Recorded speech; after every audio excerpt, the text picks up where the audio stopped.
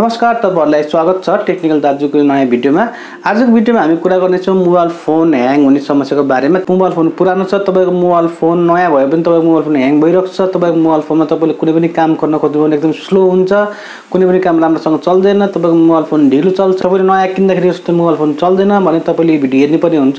यस भिडियोमा तपाईलाई म कुनै पनि मोबाइल फोनलाई कसरी फास्ट बनाउने भन्ने विषयमा कुरा। तपाईले भिडियो पुरा हेरिसकेपछि तपाईको मोबाइल फोन एकदम फास्ट हुनेछ। तपाईले यो मैले बताएको कुराहरु तपाईले एप्लाई गर्नुपर्ने हुन्छ।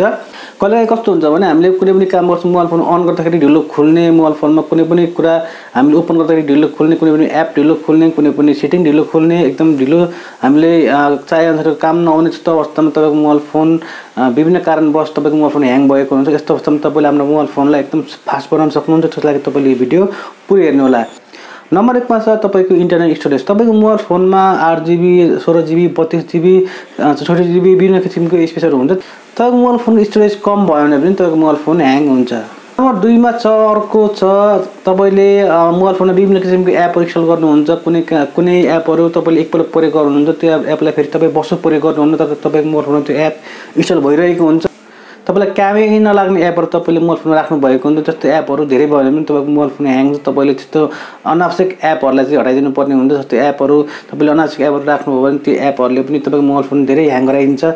तपाईलाई काम बिनाको कुनै पनि एपहरु तपाईले नराख्नु होला। त्यस्तो एपहरुलाई तपाई रिमुभ गर्दिनु होला। तपाईलाई चाहिने एपहरु मात्रै तपाईले युज गर्नु होला आफ्नो मोबाइल फोनमा। तपाईले कुनै एप इन्स्टल गर्नुभयो, त्यसबाट काम चलाउनु भयो भने तपाईले फेरि त्यो एपको काम छैन भने तपाईले त्यो एपलाई रिमुभ गर्दिनु होला।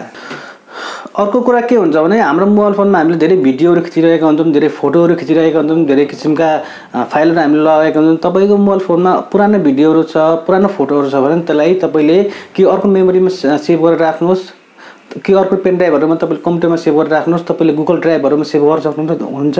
तपाईले अनावश्यक भिडियो र पुरानो भिडियोलाई तपाईले आफ्नो मोबाइल फोनबाट हटाइदिनुहोस्। यस्तो भिडियोहरुले पनि मोबाइल फोनलाई धेरै ह्याङ गराइदिने काम गर्छ। तपाईले नयाँ भिडियो र एकदम काम लाग्ने भिडियोहरु मात्रै मोबाइल फोनमा सेभ गर्नु होला। अनावश्यक भिडियोलाई तपाईले रिमुभ गरिदिनुहोस्, अनावश्यक फोटोहरुलाई तपाईले रिमुभ गरिदिनुहोस्, अनावश्यक फाइलहरुलाई तपाईले हटाइदिहाल्नुहोस्। मोबाइल फोनको स्पेसलाई चाहिँ बढाउने काम गर्नुहोस्। हामीले धेरै किसिमको मेमोरी कार्डहरु युज गरिरहेका हुन्छौं। धेरै किसिमको मेमोरी कार्डहरु हामीले बजारमा किन्न पाइन्छ। धेरै किसिमका सस्ता मेमोरी कार्डहरु, महँगा मेमोरी कार्डहरु हामीले किन्न पाइन्छ। हामी पैसाको लोभले जहिले पनि सस्तो memory card, duplicate memory card use गर्छौं। त्यस्तो डुप्लिकेट मेमोरी कार्डले पनि तपाईको मोबाइल फोनलाई स्लो बनाइ। तपाईले मोबाइल फोनमा मेमोरी कार्ड युज गर्दाखेरि एकदम राम्रो खालको ओरिजिनल खाले युज गर्नु होला। किनकि तपाईले 20000 को मोबाइल किन्नु भएको छ भने तपाईले 1200 को मेमोरी कार्ड राम्रो खाले हाल्दाखेरि केही पनि फरक पर्दैन। तपाईले सस्तो मेमोरी कार्ड हाल्नुभयो भने तपाईको मोबाइल फोन धेरै ह्याङ हुन्छ। त्यो मेमोरी कार्डले तपाईको मोबाइल फोनलाई स्लो बनाइदिने काम गर्छ। तपाई मोबाइल फोनमा धेरै किसिमको एपहरु प्रयोग गर्नुहुन्छ, धेरै किसिमको फाइलहरु तपाईले खोल्नुहुन्छ, धेरै किसिमको तपाईले गेमहरु खेल्नुहुन्छ।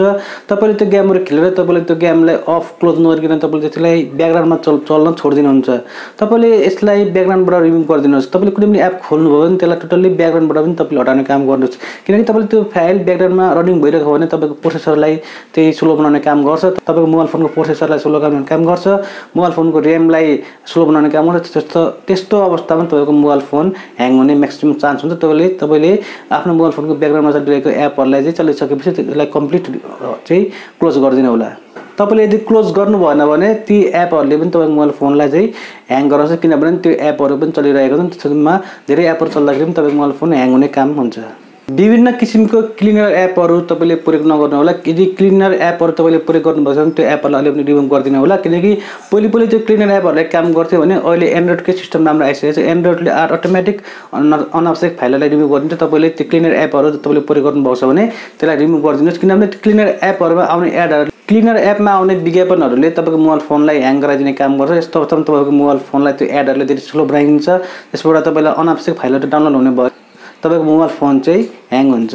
क्लिनर एप छ भने तपाईले अहिले नै त्यो एपलाई रिमुभ गरिदिनु होला। तपाईले जस्तै फेसबुकहरु भयो, तपाईले ट्विटर भयो, तपाईले इन्स्टाग्रामहरु भयो, तपाईले युट्युबहरु भयो, त्यसको चाहिँ लाइट एपहरु तपाईले प्रयोग गर्नु। जस्तै Facebook light, Twitter light, TikTok light, YouTube go, यस्तो लाइट एपहरु तपाईले प्रयोग गर्नु होला। किनकि हेभी एप प्रयोग गर्नु मोबाइल फोनको प्रोसेसर धेरै खान्छ। त्यस्तो अवस्थामा मोबाइल फोन ह्याङ हुने सम्भावना हुन्छ। तपाईले लाइट एप प्रयोग गर्नु भने तपाईको मोबाइल फोनमा ह्याङ हुँदैन, तपाईको मोबाइल फोन राम्रोसँग चल्छ।